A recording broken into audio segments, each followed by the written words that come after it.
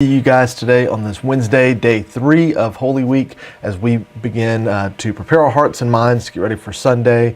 As we've been going through Holy Week thus far, hopefully you've gotten to see a theme of celebrating Christ's second coming, the return, that second advent, as we anticipate that Sunday resurrection.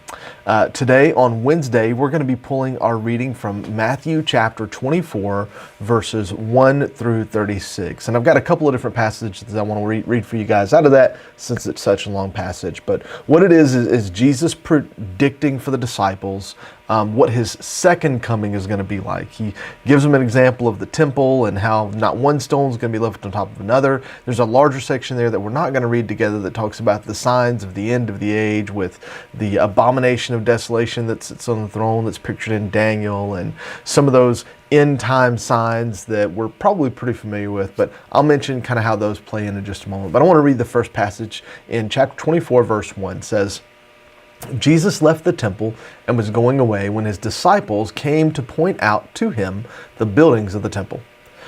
But he answered them, You see all these, do you not? Truly I say to you, there will not be left one stone upon another that will not be thrown down.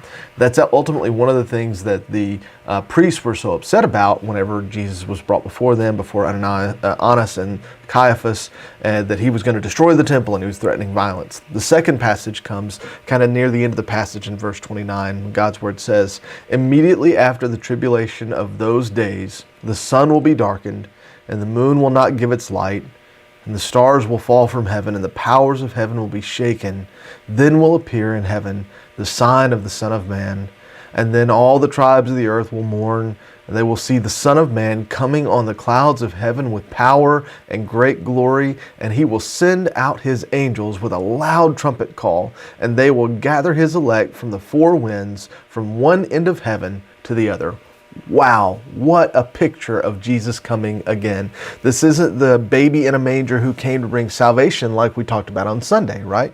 You guys remember on Sunday we talked about Jesus' purpose was for salvation and that he accomplished that purpose. Well, when Jesus comes back, it's not going to be to achieve salvation, but to bring about that new kingdom that he talked about when he talked to Pilate, to say that he's got a kingdom coming that Pilate knows nothing about, a kingdom that doesn't depend on the temple being one stone on top of another in order for him to have a place to rule and reign, but that Jesus is going to reign and does reign in our hearts now currently, but one day for the whole world to see that he is King of Kings and Lord of Lords. And so that's what we're celebrating this Wednesday of Holy Week, as we look forward to making it through those hard days and those hard times that are promised in God's Word. I encourage you to go read that as the Bible pictures that for us, but even more so looking for that anticipation of the coming day when we won't have to worry about the hurt and pain of the world has to offer anymore, but that we start looking for those green shoots of the fig tree that it talks about at the end of this passage,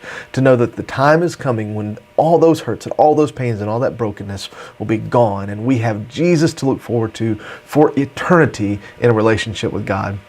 What a great thing to focus on this Wednesday. I hope you'll be at prayer meeting tonight. I look forward to seeing you there. Our kids start at 6 o'clock, youth at 6:30, adults at 6:30 in the sanctuary, and we look forward to just worshiping the Lord then together with you. Hope to see you then, and you guys will be hearing from Brother Ryan tomorrow, and I'll see you on Friday.